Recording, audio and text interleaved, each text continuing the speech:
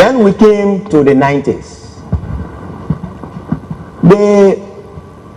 The former president, Moses Blah, in the 90s he was, and he admitted here, he was the commander of the southeastern region, based in Zwedru. A massacre took place in Konneh, in Due town. Today is a village. Over 50 houses are there. People were killed. Massacre, completely. Today is a village of less than 5 houses. 1994, we remember, in Babylon town, a massacre took place under the command of Konneh. I don't know your other name because I was in Monrovia. In 1996, in Bazan, deep in Bazan, Bako town, Bazan district, in Bako town, a massacre took place. You're talking, when we say massacre now, you should think about over 300 to 400 people. They call them, you know, their nearby towns all came together and they called them for a meeting. They said, look, we're not here to kill crown people. So we just want to inform you people that we all must work together. So you have over 10 towns that are connected to Jaudi. They call all of them to a council meeting. For escapee to be there, then maybe 2 or 3. The massacre people. In fact, what I spoke of when I said the chairman, we were all in Loking Town. I was with my brother-in-law, my late sister Cecilia Yinambo, with Lieutenant Robert. Lieutenant Robert was killed by INPFL in Loking Town. He knows that. Right in your own yard, as soon as he put his hair out, I think they buried him right in front of his house. They killed him. The man did nothing. My sister Cecilia too, to run away and go to Ivory Coast, he was killed in Tuzon. Because they were hesitant. Oh, they said go to the port, oh, in down. So you who go, then it means that, you know, you don't let go. So people were hesitant to go. People were killed. Houses burned. Some of you visited Tuzon, you saw those structures. Those structures did not remain. Those were well furnished and other things. They massacre people. The crown people in Monrovia decided to go in a defensive position for safety because all roads are blocked. In fact, those that were taken 1990 by the INPFL on a base. First, when Doe went to Freeport with 64 men, less than 10 persons survived. In the hands, Konneh was standing there when that happened. The next day, I was in a barrack. ECOMog sent 2 trucks and said that for safety, people were getting inside. I almost got inside. When people that sent Today and others from Housing Authority, they got in that truck, they went on it, they went to ECOMog base, they put them in a container. About 2 of the survivors in my office right now, Alfonso Bay, he did mass communication at University of Liberia, Golden City and Golden Right, he did health science at Legon University. They are in my office. When Prince Johnson went in the containers and collected, they collected Saint Today and others. The first group they carried, they were massacred at the INPFL base.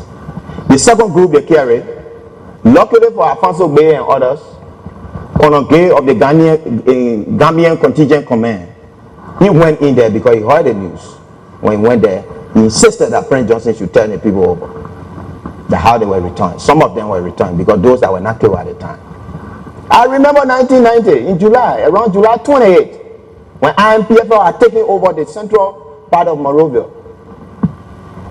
My friend and brother, the late Bangali Sila, and his father, Omer Sila, the daughter of the commissioner here, were taken by INPFL from their home.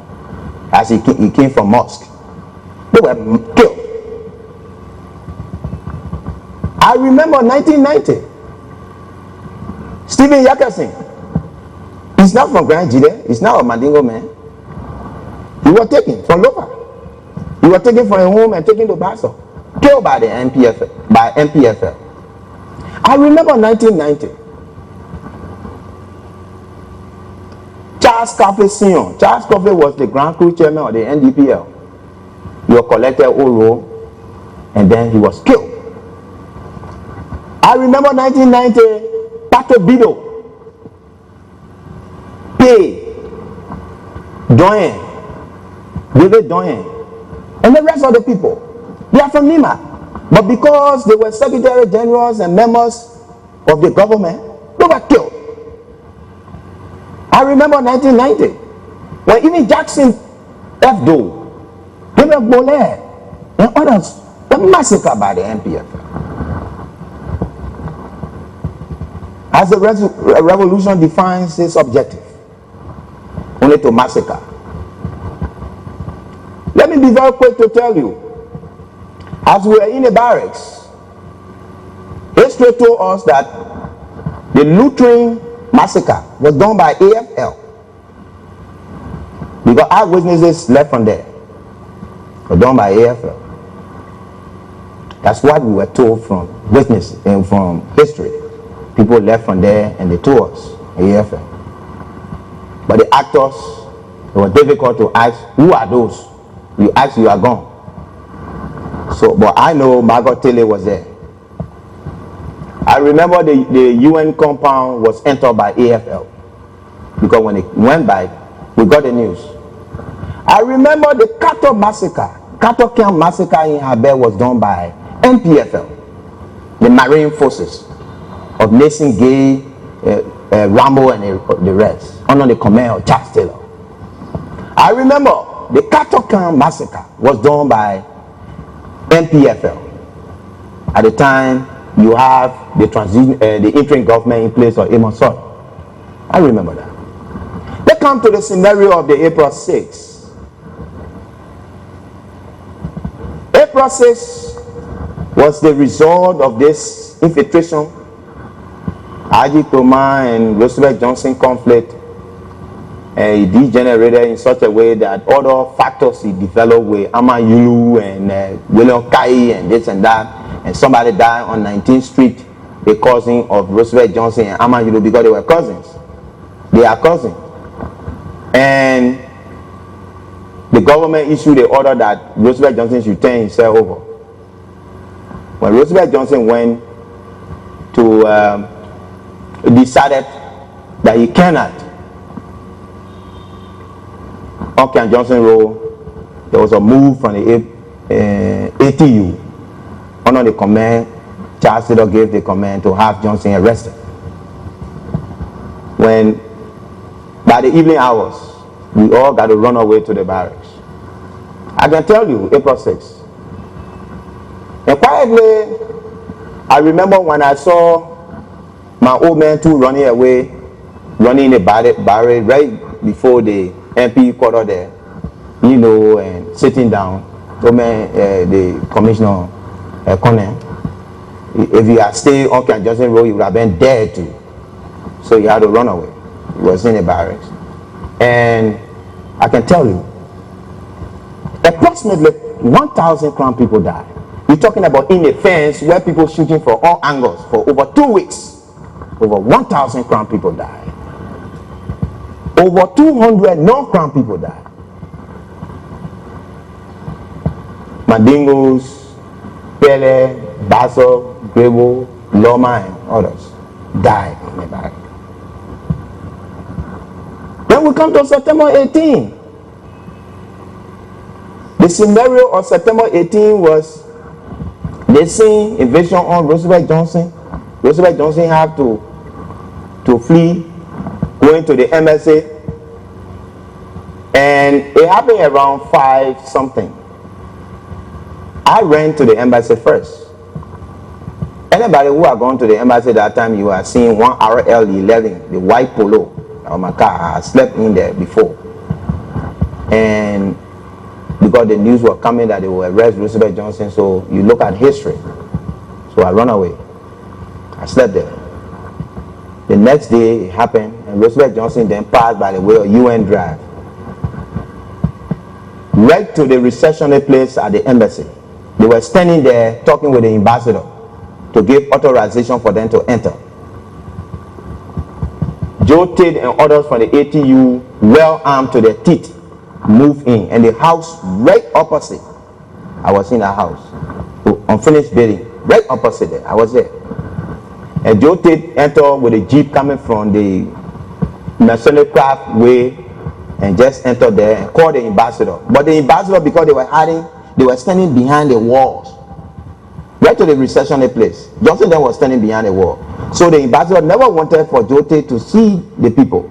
So he decided to go on a car road. So he met Joe Tate, he was talking with Tate and said that, and Tate wanted Johnson then right there. And then he was insisting, he said, let me contact State Department and and we'll get back to you. And when he met Joe Tate, turned around, ahoy, he said, when I leave your fire, the open spirited fire.